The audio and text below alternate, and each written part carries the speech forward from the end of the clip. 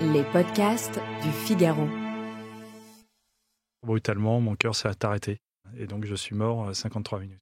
Et de voir que sur son lit de mort, c'est l'amour, de penser tout de suite à sa femme, de penser à ses enfants, de penser à des gens de la famille que j'aime qui se déchirent, penser à un lieu dans lequel je suis bien, de réaliser que je n'ai pas pensé à ma boîte, je n'ai pas pensé à tout ce qui a été mes succès et un certain nombre de joies de vivre. Et une urgence a changé. On a besoin d'aller à l'autre bout du monde pour nous engager. Et donc de sortir à nouveau de sa zone de confort. Il me semblait qu'il y avait quelque chose d'injuste. C'est un métier qui demande du temps. De l'empathie, c'est dur. C'est dur, mais c'est tellement gratifiant de faire des... À la fois c'est génial et à la fois ça nous terrifie. S'engager, c'est prendre ses responsabilités. Et puis il y avait l'idée aussi de montrer un exemple. Et lâche rien, fonce et avance, quoi.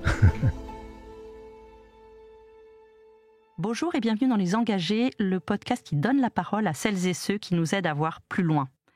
Aujourd'hui, j'ai le grand plaisir de recevoir Nicolas Duep. Bonjour Nicolas. Bonjour. Nicolas, vous êtes entrepreneur, fondateur de la start-up Alchimie.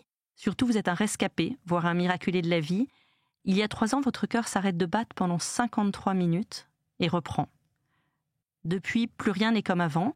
Vous racontez votre histoire dans un livre qui vient de sortir, 53 minutes, survivre et renaître, dont je recommande vivement la lecture.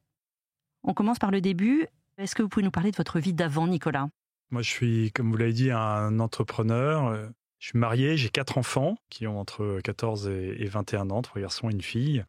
Et j'ai été avec différentes sociétés dans les médias et dans la tech. Selfish, qui était un pionnier des contenus pour le mobile au début des années 2000. Et puis la dernière, Alchimie, que j'ai eu la joie d'introduire en bourse en novembre 2020, qui était une plateforme de vidéo streaming thématique. Et à côté, je suis un cycliste passionné, 12 000 km de vélo par an avec des courses en montagne, dans la plaine, engagé dans les sujets de la cité aussi, au bord de Croissance Plus, qui est l'association des entreprises de croissance, ou du Galion.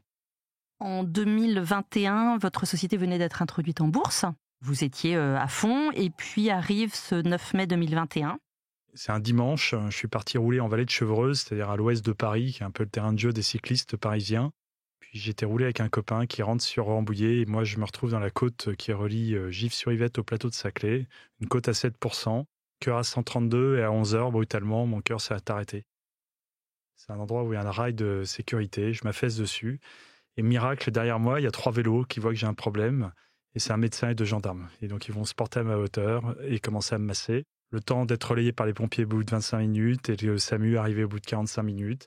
Et puis ensuite, repris par les pompiers. Et les pompiers, en fait, dans la loi française, n'ont pas le droit d'arrêter. Et seul un médecin peut dire et acter qu'il y a le décès de la personne. Donc ils vont rester jusqu'à l'arrivée du SAMU, et le SAMU va se dire on joue le tout pour le tout, faire des injections d'adrénaline à dose de cheval, et 11h53, retour à une sinuoïdale, et donc je suis mort à 53 minutes.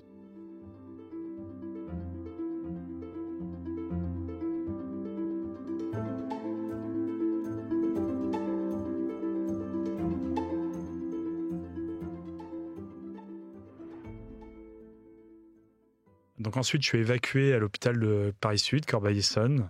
Et effectivement, j'ai la chance au corps d'avoir un chirurgien cardiaque disponible tout de suite, donc opéré du cœur, plongé dans le coma. Et dans le coma, on descend votre température de 37 à 32 degrés pour endormir tous les organes et laisser juste le cœur et le cerveau actifs pour pouvoir bénéficier du maximum d'énergie, du maximum d'oxygène pour survivre.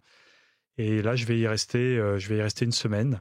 Entre-temps, ils vont trouver qui je suis, parce qu'il y avait aussi le défi de savoir qui j'étais.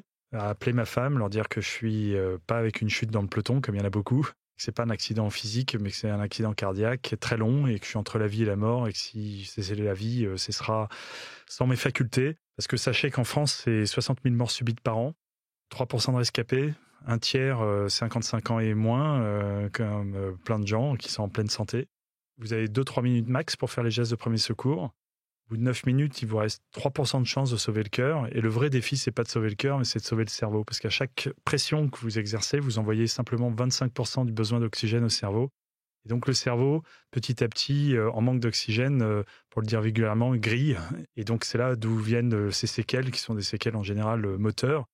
Et quand vous faites la formation, en général, on vous dit au bout de 15-20 minutes, vous acharnez pas parce que justement le cerveau survivra pas et que les séquelles de la personne seront trop importantes. J'ai eu la chance de passer à travers tout ça. Et donc, le cerveau va être quand même un peu être touché. On va en reparler par la suite. J'ai une infection pulmonaire dans le coma, donc à nouveau informer ma femme que c'est la fin, ça passera pas la nuit. Et je vais sortir tout seul du coma le vendredi matin, m'extuber à 4h30 du matin, m'arracher tous les tuyaux et sortir. Et là, c'est un premier flash que j'ai de dire je veux parler à ma femme, je veux parler à ma femme.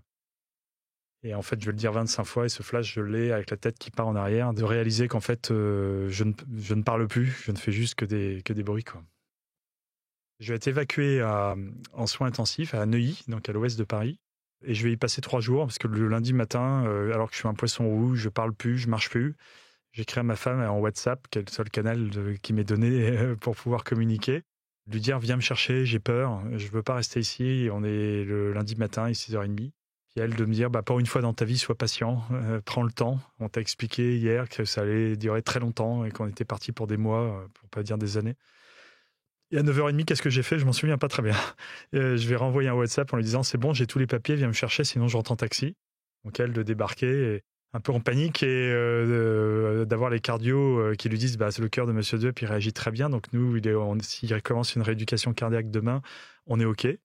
Pour le neurologique, on vous laisse voir. Et là, je lui envoie par WhatsApp, je t'en supplie, laisse-moi rentrer. Et elle va accepter. Donc je vais pouvoir me retrouver le lundi midi chez moi dans un appartement que je reconnais même pas. Je suis un peu perdu. Mais la chance, c'est que je vais pouvoir commencer la rééducation complète dès le lendemain. Apprendre à parler, apprendre à marcher, apprendre à faire du vélo. Et avec le même état d'esprit qui m'a emmené dans le mur, je vais faire 5 semaines de rééducation. Et au bout de 5 semaines, je vais faire un test d'effort et je vais avoir mon bon de sortie pour pouvoir reprendre une vie normale. Donc vous décidez de reprendre votre vie d'avant et vous foncez à nouveau. En fait, moi, j'adorais ma vie d'avant. J'avais la vie que j'avais toujours voulu avoir. Elle s'était organisée telle que je l'avais dans mes rêves. Et donc, je ne voyais pas pourquoi je devais changer. Donc, oui, je vais tout reprendre. Je vais retourner au bureau. Puis la blague va durer quelques semaines parce que rattrapé par une immense fatigue qui va me catapulter dans une énorme dépression. J'étais accompagné par une femme et au bout de 3 semaines, je vais prendre la décision qui s'impose à moi. Je n'ai même pas pris la décision parce qu'en fait, en réalité, je n'avais pas le choix. Et donc, de dire je quitte tout et donc d'informer le conseil d'administration que je quitte tout. La boîte que j'avais créée, les salariés avec qui je travaillais depuis plus de 20 ans. Mais je supporte plus cette image qu'est celle de l'entrepreneur qui a toujours l'énergie pour tout le monde, des solutions pour tout le monde. Et en fait, la fragilité dans laquelle j'étais, de celui qui pleurait la tête sous l'oreiller tous les matins.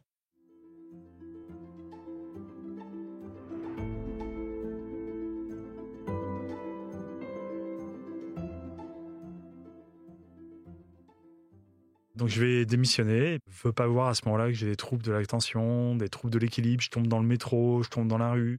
Je bégaye le soir, je comprends rien dans les conversations avec les ados, vous savez, ça va à toute vitesse. Et donc, je veux continuer à avancer dans ma vie sans qu'on me questionne. Et puis là, je vais faire une chute de vélo où je vais me fracturer les 2 poignets, donc faire l'expérience de pas de bras, qui va être une période très difficile parce que mettant sous couple, sous pression, devenant méchant, jamais vous avez imaginé demander à votre femme de vous donner votre douche et de tirer à la chasse d'eau le matin. Et puis quelques mois plus tard, ma femme, pour relancer un peu le couple, va m'emmener faire du ski. Et là, chute de ski, je vais me casser l'épaule gauche et la main droite.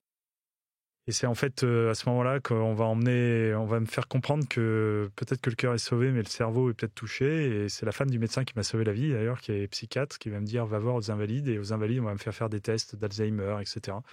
Et on va me dire que je suis touché et qu'en fait, il y a un avant et un après, que je ne pourrais plus être comme avant et qu'il me restait à apprendre à faire le deuil de moi-même. C'est-à-dire que cette vie que j'avais toujours voulu avoir, que j'avais et que j'adorais, sur laquelle je me suis battu pendant 14 mois pour essayer d'y revenir, c'était fini et qu'il va falloir passer à autre chose, quoi.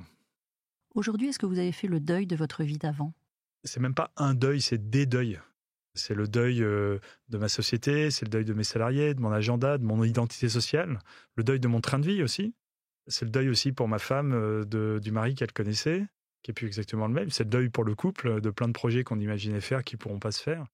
Et comme dit Muriel Morobin dans le film Encore, quand elle remonte le moral de celle qui joue Aurélie Dupont, la danseuse étoile, elle dit, tu sais, faire le deuil de ses rêves, c'est choisir d'autres rêves. Et c'est tellement juste, c'est tellement vrai, mais en fait, c'est tellement compliqué. Je pense que j'ai fait une grande partie des deuils aujourd'hui. Est-ce que je les ai tous faits? Probablement pas. Je reste très humble par rapport à ça.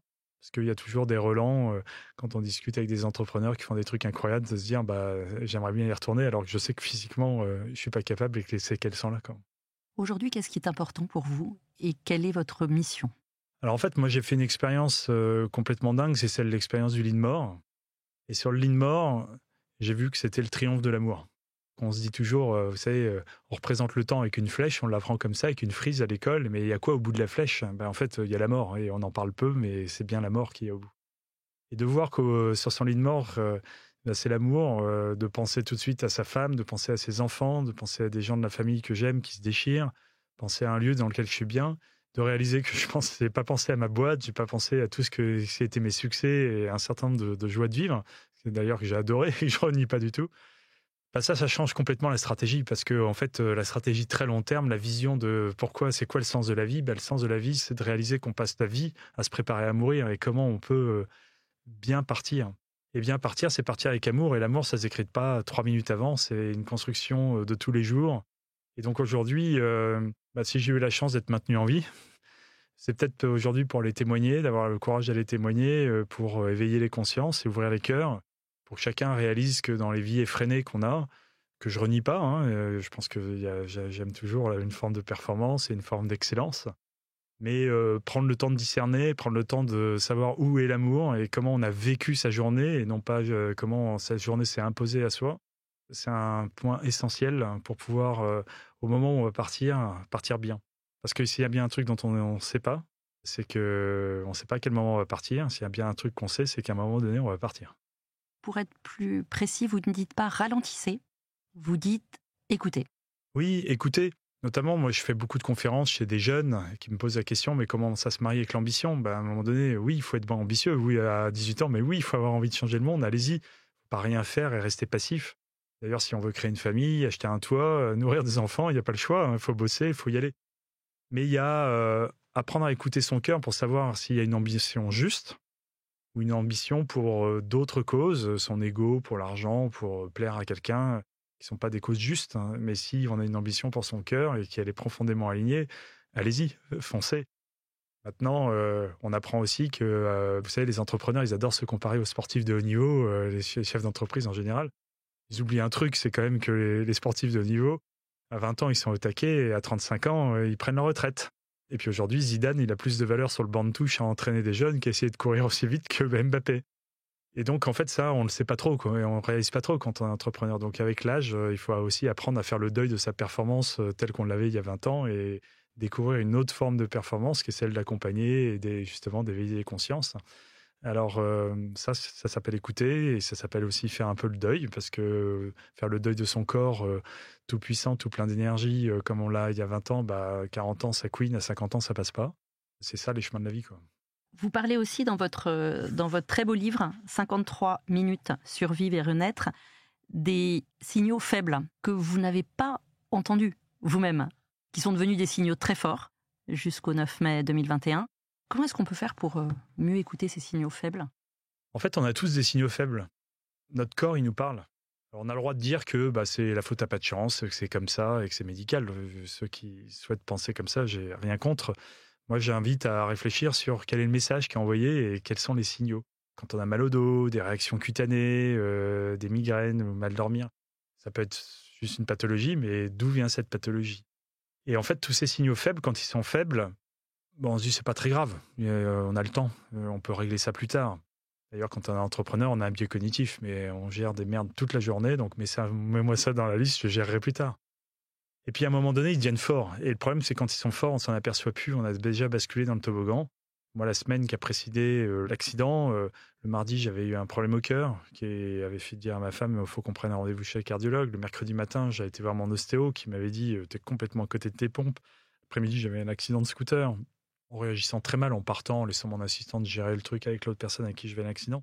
Tout ça, c'était des signaux qui venaient dans la foulée j'avais collé en vacances ma directrice commerciale, je m'étais engueulé sévèrement avec mon directeur technique, qui était plutôt un gars de bonne composition. Enfin voilà, il y a plein d'alertes comme ça. Mais quand ils deviennent forts et qu'ils deviennent béants, c'est difficile à les interpréter. Quand c'est fort, c'est trop tard. Mais la santé, notamment pour les dirigeants, pour les chefs d'équipe et pour tout le monde, c'est pas une variable d'ajustement, c'est juste la pierre angulaire. Parce que quand il n'y en a plus, il n'y a plus de projet, quoi.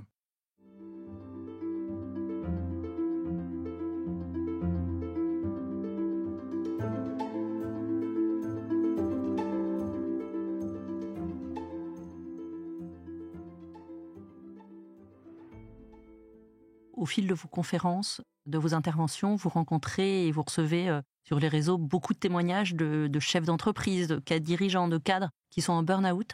C'est la maladie du siècle parce qu'on ne voit pas les signaux faibles. Oui, c'est une maladie du siècle. Je pense qu'il y en a d'autres. Je vais beaucoup dans les lycées, je vais dans les associations, je vais dans les entreprises. Je vais faire près de 80 conférences depuis le mois de septembre. Partout où on m'invite, j'y vais puisque c'est ma mission. Et en fait, le témoignage que je porte, il libère aussi un peu la parole. Parce que la vie est un grand théâtre. On a tous un jeu de rôle. On cherche tous à incarner le personnage qu'on doit jouer. On reste enfermé dedans. Et rares sont ceux qui sont capables ou qui ont la possibilité d'aller témoigner de fragilité, de vulnérabilité, de handicap, comme j'ai maintenant. De peur d'être jugé, de peur d'être mis sur le côté, de peur d'être licencié aussi, faut le dire. Il y a un certain nombre de menaces. Et pourtant, dans toutes ces conférences, je me suis aperçu qu'à travers tous les témoignages, que tout le monde a des merdes. Tout le monde a des problèmes. Ici, une femme malade, ici, un enfant perdu, ici, des vieux parents dont il faut savoir s'occuper. Mais c'est la vie, quoi. C'est juste la vie. Je me demande à quel moment aussi, finalement, on a besoin de ces accidents pour pouvoir réaliser la valeur de la vie, parce qu'en fait, la vie n'est jamais aussi forte, et n'est jamais aussi intense, n'est jamais aussi goûtue que quand elle est à l'aube de la mort. Et donc après, il nous appartient à chacun de se dire, bon, bah, j'ai pas eu de chance, et de refaire la même chose, ou de se dire, bah, c'est un signal très fort qui m'a été envoyé, ouvrons les yeux, et qu'est-ce qu'est ma mission profonde, et à quoi je suis appelé, pour pouvoir se réaligner. Voilà, moi, j'adorais tellement ma vie d'avant que ça m'a pris 14 mois pour ouvrir les yeux. Ça a été très long, mais finalement, aujourd'hui, même si j'adorais ma vie d'avant, aujourd'hui, ma vie d'aujourd'hui est plus fragile, mais encore plus extraordinaire, quoi. Comment est-ce qu'une famille et un couple résistent dans une telle tourmente ? Bah ça, c'est la vraie question, parce que en fait, ce livre, je me mets au centre, parce que c'est mon histoire. La vérité, c'est que c'est ma femme qui est au centre de l'histoire. Parce que moi, je me souviens de pas grand-chose, mais elle a tout vécu. Ça a été hyper violent. On lui a annoncé 2 fois que j'étais mort. Et elle a eu, au-delà de la foi, un courage incroyable. C'est d'écouter du témoignage d'une de ses amies qui lui avait dit « Reste sa femme. Ne deviens pas son infirmière, ne deviens pas sa secrétaire, sa psy ou quoi que ce soit. Reste sa femme pour qu'il puisse rester un mari. » Et c'est vrai que quand j'ai les poignets cassés, que je suis complètement dépressif, que j'ai perdu la parole, enfin, vous êtes au fond du trou, vous devenez méchant, vous passez votre colère sur la seule personne qui est à côté de vous, c'est-à-dire votre femme, et vous mettez le couple sous pression. Et je pense que beaucoup se retrouveront là-dedans. Notamment, il y a un film là-dessus qui est Sauver ou périr, sur l'histoire de... Avec Pierre Ninet. Voilà, qui est sur une des plateformes en ce moment, que je vous invite à regarder, où sa femme craque. Et moi, ma femme n'a pas craqué. Et elle est restée là, tout en me considérant comme son mari, et qu'elle devait l'aider, en gardant la juste distance, en ayant confiance, parce qu'elle me laissait repartir faire du vélo, alors qu'elle était très angoissée, mais qu'elle savait si elle me mettait sous cloche, eh bien, que je pèterais un câble et que le couple y passerait. Elle a su gérer tout ça avec l'angoisse d'une jeune maman en écoutant le souffle de son mari comme celui d'un nouveau-né, en disant est-ce qu'il est toujours en vie. Donc c'était une période très longue, très difficile. Moi, ça va mieux. Maintenant, peut-être qu'elle s'autorise aussi à aller un peu moins bien maintenant. Mais j'ose dire que probablement qu'avec tout ça, même si ça a été très très dur pour le couple et que malheureusement, dans ce genre de situation, beaucoup de couples explosent, le nôtre aujourd'hui sortira peut-être probablement plus fort parce que vous avez toujours confiance dans l'amour de quelqu'un, mais là, vous avez juste la preuve incroyable de son amour, quoi.